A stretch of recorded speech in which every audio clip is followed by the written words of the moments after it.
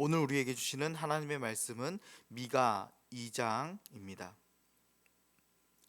구약 성경 1292면에 있는 미가 2장 12절과 13절 말씀입니다. 두 절 말씀이므로 한 목소리로 함께 읽겠습니다. 야곱아, 내가 반드시 너희 무리를 다 모으며 내가 반드시 이스라엘의 남은 자를 모으고 그들을 한 초소에 두기를 보스라의 양떼같이 하며 초장의 양떼같이 하리니 사람들이 크게 떠들 것이며 길을 여는 자가 그들 앞에 올라가고 그들은 길을 열어 성문에 이르러서는 그리로 나갈 것이며 그들의 왕이 앞서가며 여호와께서는 선두로 가시리라. 아멘. 오늘 본문 12절은 하나님의 강력한 선언으로 문을 엽니다. 야곱아, 내가 반드시 너희 무리를 다 모으며 내가 반드시 이스라엘의 남은 자를 모으고. 성경 원문으로 이 부분을 들여다보면 자신의 백성을 모으시겠다는 이 하나님의 말씀이 얼마나 단호한지 알 수 있습니다. 히브리어 원문에서는 모으다라는 뜻의 동사가 두 번씩 겹쳐서 사용됩니다. 우리말로 그 느낌을 살려본다면 내가 모으고야 말리라, 반드시 다시 되찾고 말리라 라는 뜻입니다. 이것은 단순히 하나님의 희망사항이 아닙니다. 이것은 하나님의 명예와 자존심을 건 불굴의 결단인 것입니다. 우리가 여기서 주목해야 할 단어가 하나 있습니다. 그것은 바로 남은 자입니다. 이스라엘의 백성이라고 해서 반드시 무조건 다 구원받는 것은 아닙니다. 세상이 악으로 물들고 믿음 지키는 사람이 비웃음을 당하는 시대일지라도 하나님께서는 끝까지 하나님을 신뢰하며 말씀을 지키고 믿음을 지킨 그 소수의 남은 자들을 하나님께서는 반드시 되찾고 모으시겠다는 것입니다.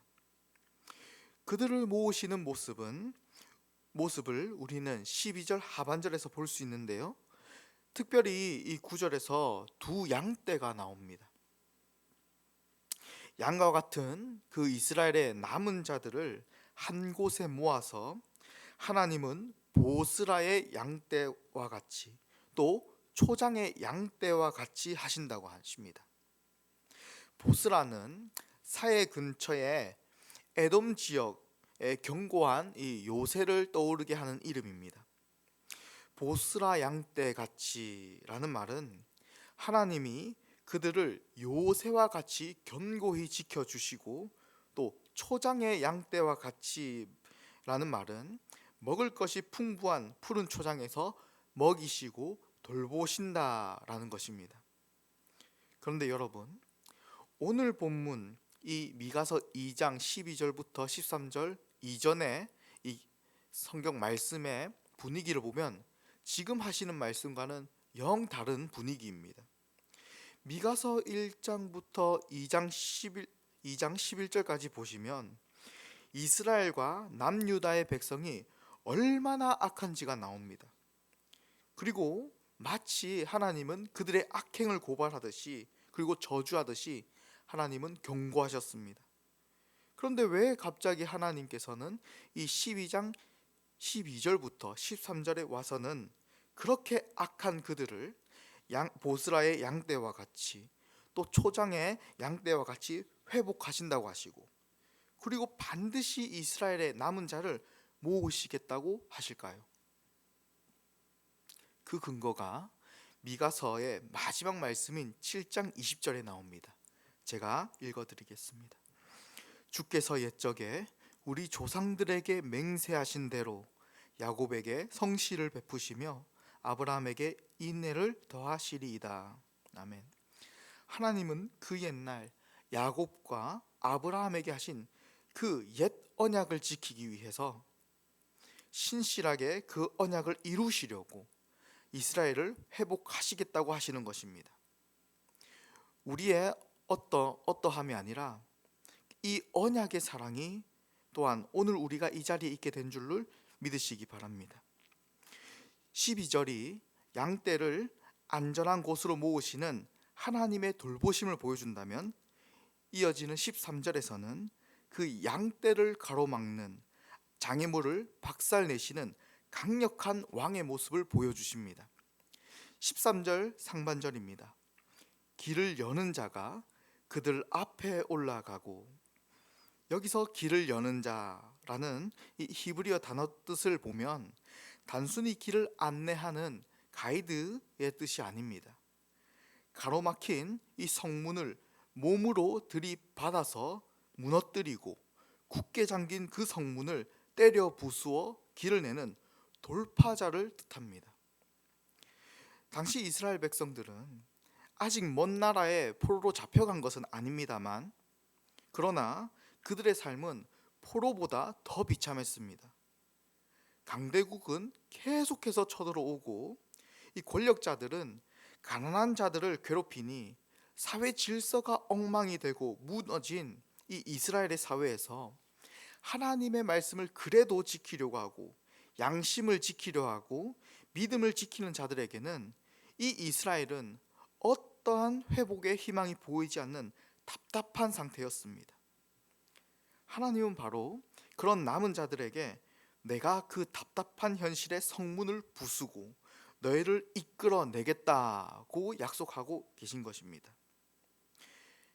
이전 장인 1장 9절에서는 대적의 공격이 예루살렘 성문까지 이르자 백성들이 벌벌 떠는 모습이 보입니다. 그러나 이제 2장 13절에서는 하나님께서 친히 그 성문을 깨뜨리시고 백성들을 데리고 나오시는 것입니다. 이것은 제2의 출애굽입니다. 답이 보이지 않는 답답한 광야에서 불구름 기둥으로 앞서 가셨던 그 하나님께서 이제 우리 인생의 모든 닫힌 문 앞에서도 동일하게 앞서 가시겠다는 것을 보여줍니다. 우리는 그 문을 부수는 사람들이 아닙니다. 하나님이 깨뜨리시면 우리는 그 틈으로 나아가기만 하면 되는 것입니다. 하나님이 선두에 서 계시기 때문에 우리는 더 이상 패배자가 아닙니다. 바로 승리의 행진을 하는 자들입니다. 성도 여러분, 오늘 말씀을 통해 우리는 하나님이 어떠한 분이신지 다시 한번 가슴에 새기시길 원합니다. 첫째, 하나님은 우리의 허물에도 불구하고 우리와의 언약을 지키기 위해서 우리를 모으시고 또 모으시는 하나님이십니다. 둘째, 하나님은 우리 앞에 가로막힌 성문을 친히 부수시고 친히 길을 내시는 강력한 왕이십니다. 이 미가의 예언은 훗날 베들레헴에서 탄생하신 예수 그리스도를 통해서 온전히 성취되었습니다. 예수님은 친히 앞서가시는 선한 목자가 되어서 흩어진 우리를 다 모으셨고, 자신의 몸을 사망의 권세에 몸을 부딪혀서 길을 여는 자가 되어 죽음의 성문을 부수시고 우리에게 영원한 생명의 길을 여셨습니다. 성도 여러분, 지금 여러분 앞에 있는 답답한 그 성문은 무엇입니까? 건강의 문제일 수 있고, 자녀의 막막한 앞날일 수도 있고, 혹은 도저히 해결되지 않는 이 경제적인 고통일 수도 있습니다. 하지만 반드시 기억하시기 바랍니다. 이런 고통 가운데 자신의 몸을 찢으시고 우리를 오늘날까지 모으시고 우리보다 앞서 행하셨던 그 주님이 지금 하늘 보좌 우편에서, 그리고 예수 그리스도의 영 성령님을 통하여 우리를 늘 함께 하시고 보호해 주신다는 것입니다. 오늘 이 하루가 그런 앞서 행하시는 주님의 뒤를 말씀으로 지키며 기도로 묵묵히 주님의 뒤를 따르는 하루가 되시길 소망합니다. 오늘 이 새벽에 기도하실 때에 하나님, 지금 우리에게 답답한 현실이 있지만 그 가운데 내가 반드시 너희를 모으고 또 굳게 걸어 잠긴 성문과 같은 그 견고한 문제들을 내가 몸으로 부수어 길을 내겠다라고 하신 그 주님을 신뢰하길 원합니다. 하나님, 그 하나님의 약속을 믿습니다 라고 주님의 도우심을 구하는 이 새벽 시간이 되길 소망합니다. 기도하겠습니다. 사랑의 하나님 아버지, 오늘날까지 우리를 지켜주시고 친히 인도해 주신 그 은혜에 감사드립니다. 오늘 말씀을 통해 하나님의 신실하심을 우리가 보았습니다. 우리가 신실하신 그 하나님의 약속을 붙잡기 원합니다.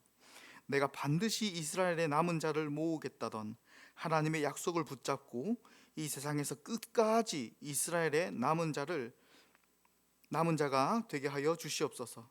특별히 우리를 앞서 길을 여시는 하나님을 바라봅니다. 지금 있는 모든 문제와 어려움 가운데 길을 열어 주시옵소서.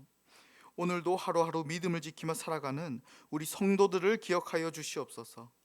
주님의 말씀을 따르며 살아가는 순전한 남은 자들이 되게 하여 주시옵소서. 모든 은혜를 감사드리며 우리 구주 예수님의 이름으로 기도합니다. 아멘.